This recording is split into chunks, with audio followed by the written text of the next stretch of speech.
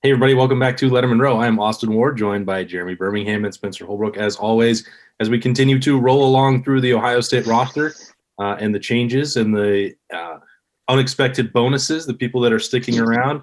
This is another big one, maybe not one that jumps off the page as being massively significant for Ohio State, but when you can look at the talent of Jeremy Ruckert and the relative lack of inexperience at the rest of the position at tight end with what Ohio State is losing, this one turned out to be pretty massive as Jeremy Ruckert elected to stick around for his senior season, Burr. Yeah, I don't think it's actually something that people are paying enough attention to, like you said. I mean, it's tight end at Ohio State. You don't think it gets used that much to even consider taking a leap to the NFL. But I think that's exactly why Jeremy Ruckert was considering the leap to the NFL. He's put some good tape out there. But how much does his usage really change from now to next year, especially with the probability of a freshman quarterback being at the helm? But for the Buckeyes, it's important because, as you said, there's no one else beyond Jeremy Ruckert that's played tight end. Yes, they have Mitch Rossi, who's a preferred walk-on. But then you have a ton of young guys like Cade Stover, Joe Royer, Sam Hart enrolling this week. So you really need a veteran leader, someone that's been through the process and been through the program and understands what it took to go from being the country's number one ranked tight end in the class of 2018 to being a complete NFL ready tight end. And so I think it's actually a really important thing for the Buckeyes that Jeremy Ruckert's coming back, more so because of what he provides in the locker room, not on the field.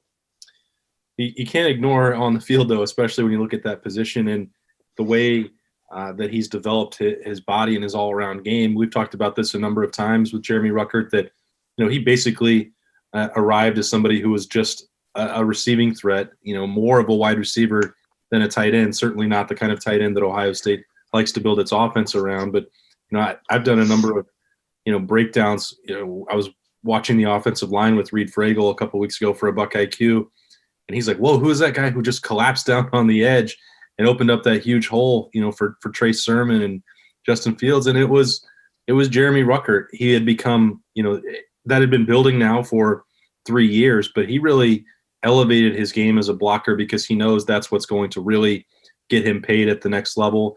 I think you've seen the one-handed catches and stuff like that, how he can obviously expand Ohio State's passing attack. We always knew he could do that. But this, that's what makes him so important, is all the versatility he provides the offense.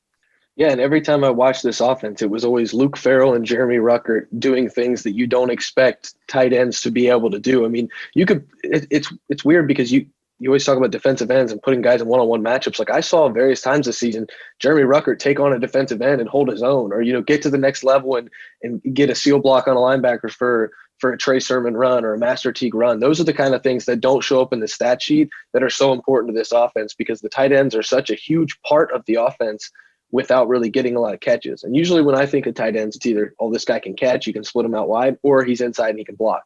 When you got a guy that can do both on the field and, like Berm said, lead in the locker room, because I think Jeremy Ruckert's taken the steps to become a leader in the locker room.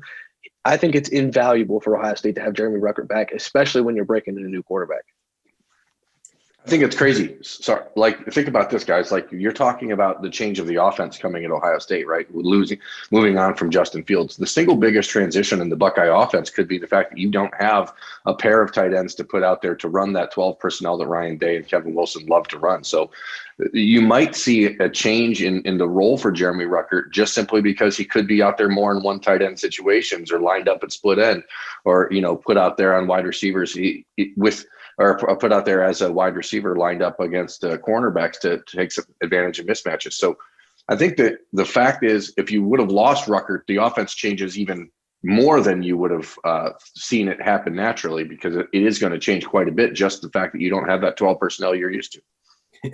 Yeah, we might have been talking about that overflowing group of wide receivers and just Ohio State going 5 wide all game long to air it out, air raid style. But,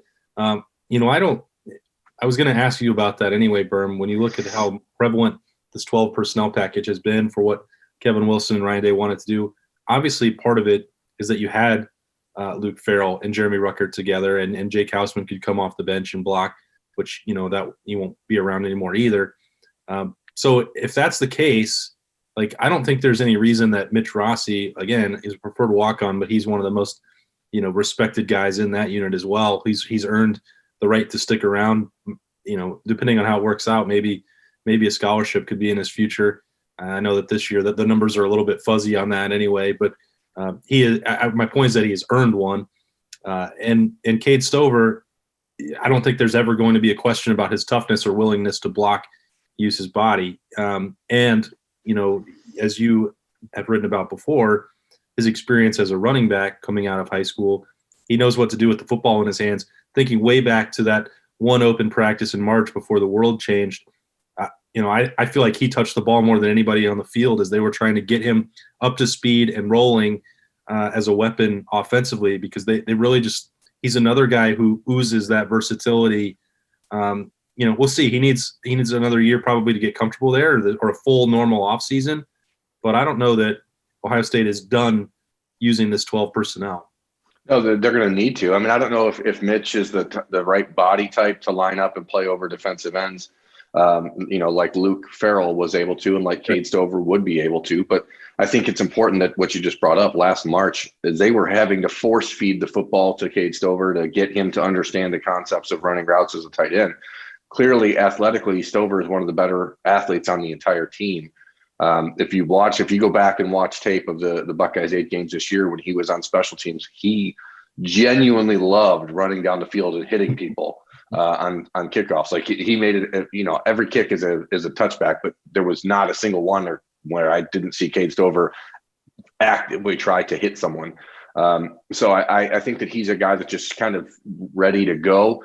But he doesn't have the luxury this year that he had last year of being force-fed that role in the offense. When you had Houseman, Farrell, Ruckert, guys that understood everything, now you also have to mix in Joe Royer and Sam Hart and making sure that these guys get an opportunity to do what Cade Stover did last year. So hopefully Cade is ready to step into that role, because they're going to need this past year of 100 practices or whatever they had to really sink in, because they need to turn that developmental focus to Royer and to Sam Hart. And Royer looks to me, and you both of you guys will probably know a little bit better having followed his recruitment, but he is not as highly touted as Ruckert was when he arrived, but I almost feel like we're going to be talking about the same stories with him, that he's a big athletic guy, did some, could play basketball and get in space and use his hands as a target. And we're going to have to wait to see him become more of a blocker before Kevin Wilson and Ryan Day trust him to play tight end. I don't know if that's a fair assessment of him at this point, but that's probably having covered that tight end position at Ohio State long enough, I know that's probably how this is going to work. I think that if he turns out to be the kind of guy that morphs into a blocker as well as what he can do with the football in his hands, you can talk about him like a Jeremy Ruckert type, because Jeremy came in as a wide receiver basically, and he's been able to morph into what the Buckeyes look for in a tight end. That's Joe Royer's next responsibility. The next step for him is to take the leap in blocking, because Berm showed me highlights of him right when I got hired at Lettermen Row, and I was like, wow, that guy can catch. He can do things with the ball in his hands.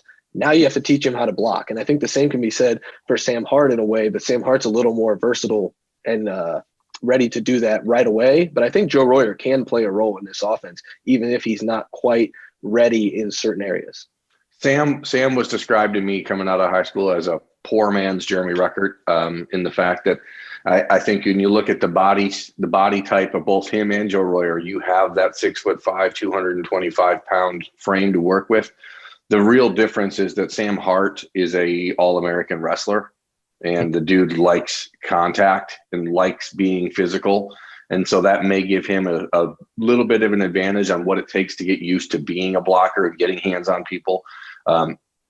We've talked about this in a couple of these videos that we've done now, these reaction videos to the NFL decisions for players. But it's weird to people that tight end takes a lot longer to develop than a lot of other positions do, because of the fact you have to get physically much stronger to play against Big Ten defensive linemen. So you can come in at 6'5", 225, but if you look at Joe Royer, you look at Sam Hart, these guys are going to look kind of skinny. If you remember when Ruckert came into Ohio State, he was pretty thin, and now he's up into that 255, 260 range. So there's a whole body transformation that has to happen to be able to play against Big Ten defensive ends. And that's really the single greatest leap that these guys need to make. So it's a fair assessment on Royer.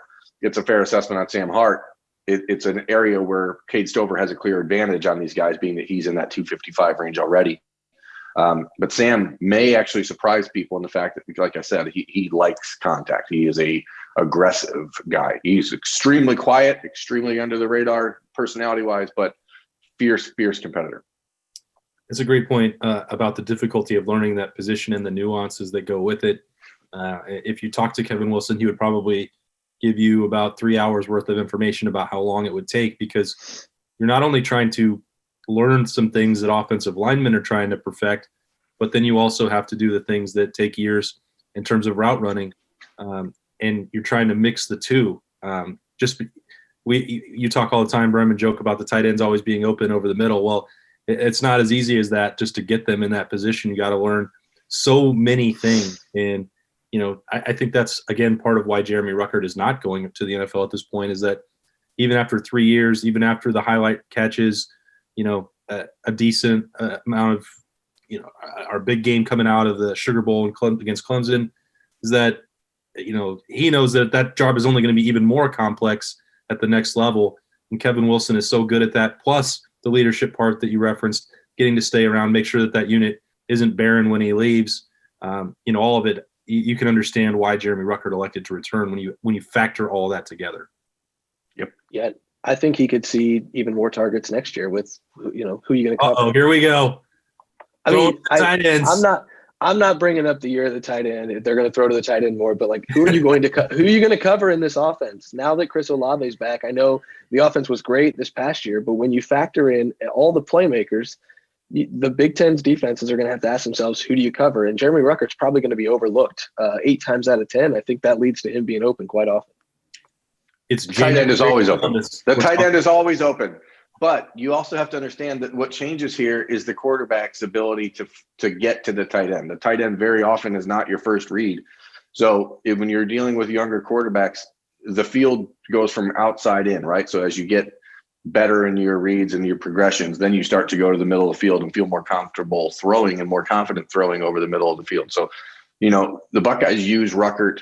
As you saw this year, he started to wiggle his way into the middle of the field as Justin Fields has started to learn the offense. So that, to me, is where you start to wonder, how does he get utilized? Because whoever that new quarterback is, either he develops Jeremy Ruckert as a security blanket in the spring, or Jeremy Ruckert is a wide receiver / blocker next year and not really a tight end. But Berm, if the tight end is always open over the middle, why don't they tight end is always open. Let's just start the read in the middle and then work to the outside. Let's flip this on its head. Let's talk to Ryan Day and Kevin Wilson about that, because I agree that's where it should start. Well, we've got all the solutions right here at Lettermen Row, breaking down everything going on with the Buckeyes roster as the decisions are made and players start returning to campus and get ready for another run at the Big Ten title. Great insight and analysis, as always, from Birmingham and Spencer Holbrook. I am Austin Ward. Stay with us at Lettermen Row for full coverage of the Ohio State Buckeyes.